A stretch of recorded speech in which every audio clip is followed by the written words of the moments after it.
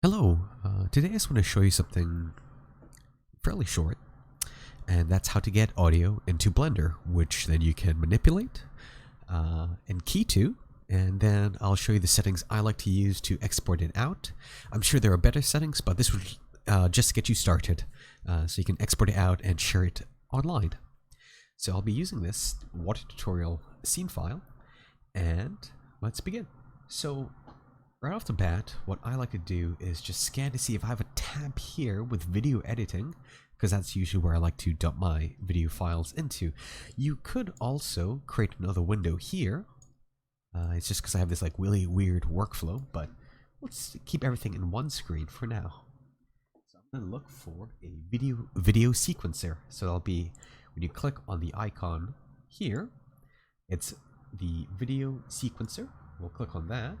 And you can see the sequencer, preview, or both, so that you can actually preview whatever video file format you import into Blender here, but that's not needed, so we'll just use the sequencer.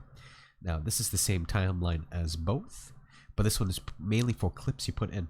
So navigate towards your audio clips. I have a couple here. Let me just drag one in. Let's see. Needs something. Yes, let's just use this one here. So, I'm going to drag this one in. See, it's dragged in the whole audio clip. And it's starting near the end. So we can just click on this, hit G to move, and we can bring it up forward. The thing is, it may look like it's synced, but it actually isn't. The way we can sync this up is if we go to the timeline, actual timeline down here. From now on, I'll call this a sequencer, the top one here, and this one here, the timeline. So I'm going to go to the timeline and hover over playback. I'll click on that, and you'll see here that there is no sync. So I'll click on that and do AV sync, audio, video. And if you want audio scrubbing, you can click on this. So now when we scrub, you can hear it. It's going to increase the desktop volume so you can hear this annoying thing. So now when I play it, it should be synced up to the audio. This is a little piece I made a while back. So what can we do now with this audio? Well, there's some features that Blender has. If we hit the N key, you'll see here on the strip that we've selected, sound, we can change the volume. So we can make it less loud, or we can go beyond that, make it lower. We can actually key these values in, so if you want like a fancy fade in, I can do 0, hit I to key the 0 frame, and let's just say 30 frames in, that's when I want it to appear. You can see the values have been keyed here. So now when I play this, the audio is now keyed in here. And let's do the same here. I as 1, and then you can see it's like the same. So when you see a line like this, that means that there's no values that have been changed. It's holding for this long. Let's go out beyond that. 0, and now it's keyed in. So it may not key on your end because I've enabled auto key down here somehow by accident. Forgot to mention that.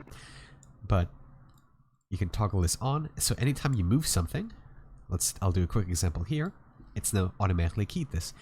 This is great if you really want the feature and know what you're keying, but sometimes you might accidentally move something and it will it'll cause some headaches. So let me just put 0 back here. Let me delete that actually. We don't need that. Turn off auto key. Just to show an example. Now when I'm keying this, let's say I put this at 18 and move it back. You can see here it hasn't keyed it in. As opposed to me clicking on this, moving this up, and now you can see it's keyed it in.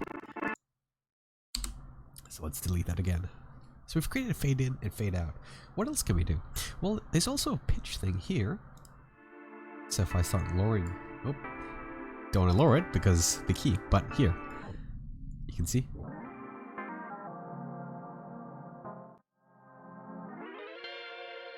You make it a bit louder, it stretches the audio. I tend to use this a lot when I want to just slightly change the music I have, just to give it something. Alright, so we have the audio synced up. We have this in here. We also have no camera right now. Oh, actually we do. Well, let's edit the camera a little bit. We just probably want it here. Let me do that. And one thing to note, if it does get annoying hearing the audio loop over and over, but you still need to see what's happening within the screen, you can click on playback and hit mute audio, and it'll just mute the audio, but you can see what's happening here. So I'm just gonna pause that. I'm going to select the camera here, create a keyframe, just hitting I, and I'll just do, for this demonstration purpose, all of that there. We go to the very end here, move this forward, that, key that in on all channels. So there's two ways to do that. You can do it within the window here or in the channels down here.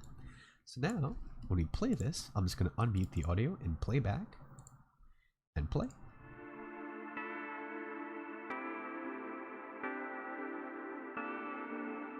I'll hide all the frames here. That is pretty cool. Alright, so now I'm just gonna enlarge this a little bit here. How do we get this out? What formats can we render this at? Well, what I ideally like to do is, let's click on the render output settings here. You see your resolution settings and the percentage. So on 100%, it's going to render this out at full. And we can do 50, anything less if you want to do examples. There's the aspect here, the kind of frames you want to start out, the frame rate. You'll have to play around with these in terms of your own specific project needs or your own stylistic choices. But the important part is we need to switch the file format from PNG to FFmpeg video. I'll click on that. You can see this black and white RGB. We'll keep it RGB. And within encoding, it'll default to this. What we need is MPEG-4. Video codec is fine. Output quality, that is completely up to you and the power of your computer. I like to use high quality. There's also lossless. It's a little bit more space. I like to upload my videos on Discord, and there's a hard limit of 5 megabytes, so I usually like do it a bit less. Encoding speed is good. All of this is good. Honestly, a lot of these other settings here are specific to the needs of a project. I just recommend looking them up if there's something that is needed here. But most of these default settings are good. And now audio codec, I like to use AAC. These are fine. You can actually change the volume here. Bitrate 192, that's fine too. If you find it crackling, you want to increase the bitrate. And this is where you do it here in case you find your audio quality a bit too low. The specific settings online that you can look at. But for my purposes that I like to use, 192 is completely fine. And then you just navigate towards your file folder or wherever you want to save this at. Quick hot tip, if you do // it's going to save the render output where the Blender file is, so you don't have to input everything in. So you can do // and then the name of the video, which I'll just call tutorial. And then once all of this is done, you just go up to here, render, and render animation. Or you can do Control F12. That's about it. It's a short video. Hopefully you learned something. Make some cool videos with music, voices. Alright, thank you.